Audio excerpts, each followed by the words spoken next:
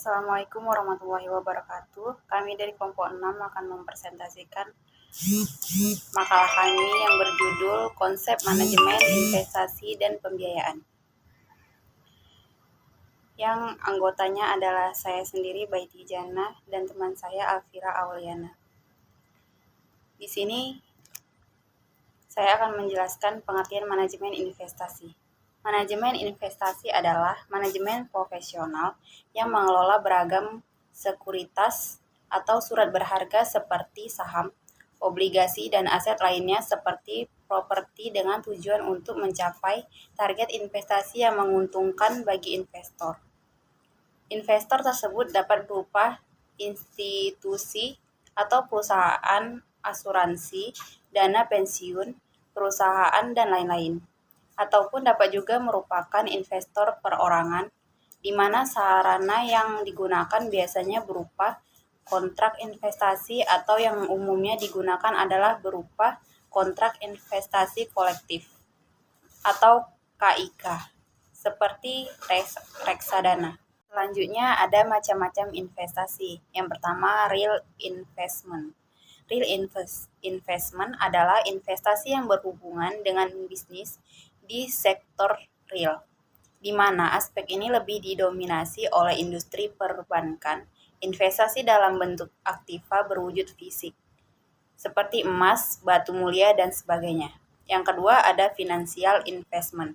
Financial investment adalah investasi yang dilakukan pada aspek keuangan, seperti obligasi, saham, reksadana, dan pasar modal. Dalam hal ini, surat berharga yang diperdagangkan atau yang sering disebut dengan efek adalah berupa saham menurut Undang-Undang Nomor 8 Tahun 1995 tentang pasar modal. Definisi dari bursa efek adalah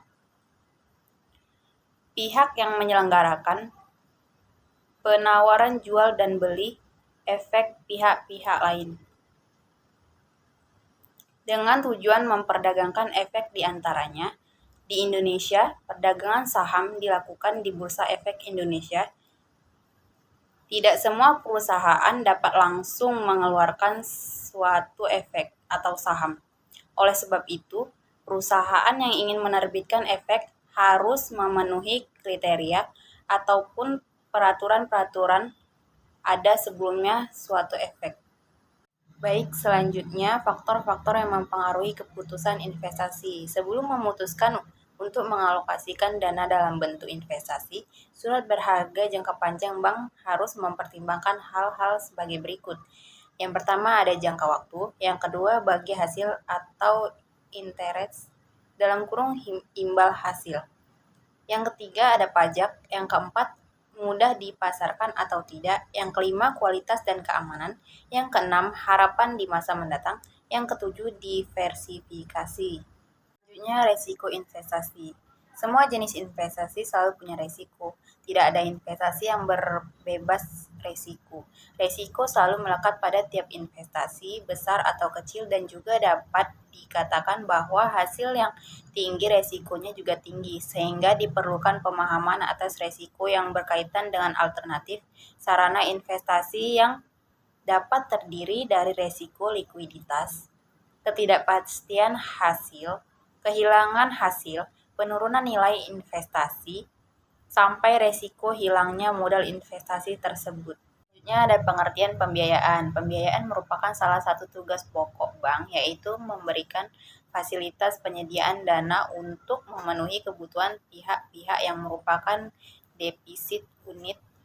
Manajemen pembiayaan bank syariah adalah sebuah proses perencanaan, pengorganisasian, pengkoordinasian, dan pengontrolan sumber daya yang dilakukan oleh bank yang menjalankan kegiatan usaha berdasarkan prinsip syariah dalam hal pemberian fasilitas keuangan atau finansial yang kepada pihak lain berdasarkan prinsip-prinsip syariah untuk mendukung kelancaran usaha maupun untuk investasi yang telah direncanakan. Lingkup manajemen investasi merupakan secari kertas yang menunjukkan hal pemodal, yaitu pihak yang memiliki kertas tersebut untuk memperoleh bagian dari prospek atau kekayaan. Organisasi yang menerbitkan sekuritas tersebut, yaitu ada pasar sekuritas. Pasar sekuritas muncul dalam rangka mempertemukan pembeli dan penjual.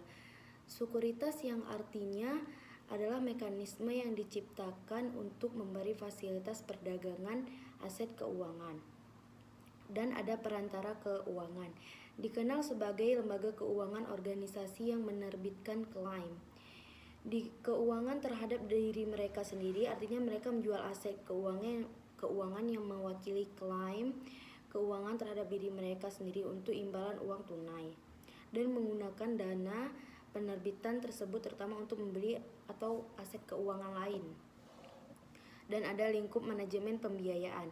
Yang pertama ada keputusan investasi, termasuk investasi dalam aset tetap, disebut penganggaran modal.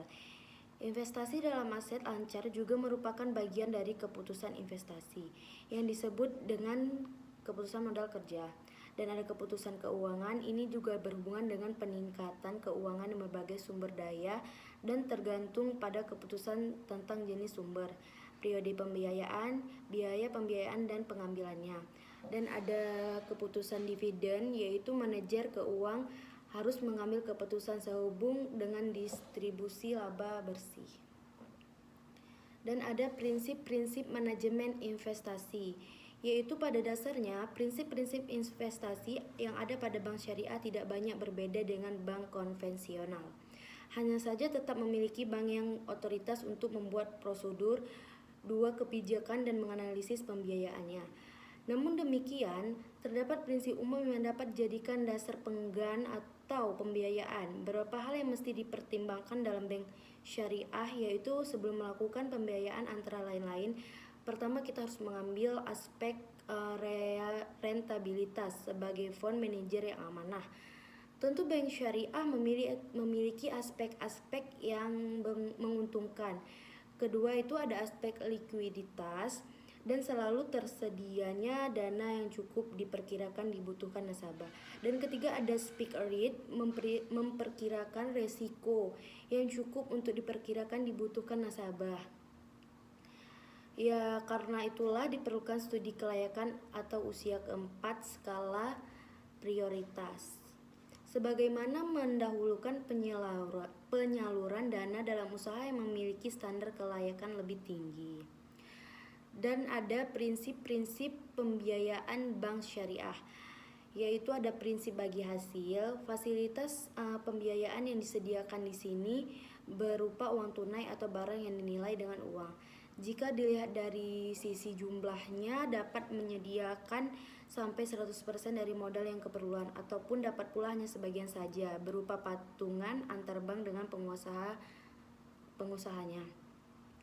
Jika dilihat dari sisi bagi hasilnya itu, ada dua jenis bagi hasil tergantung kesepakatan, yaitu ada revenue sharing atau profit sharing. Sedangkan dalam hal presentasi, bagi hasilnya dikenal dengan nisbah, yaitu dapat disepakati dengan customer yang dapat fasilitas pembiayaannya.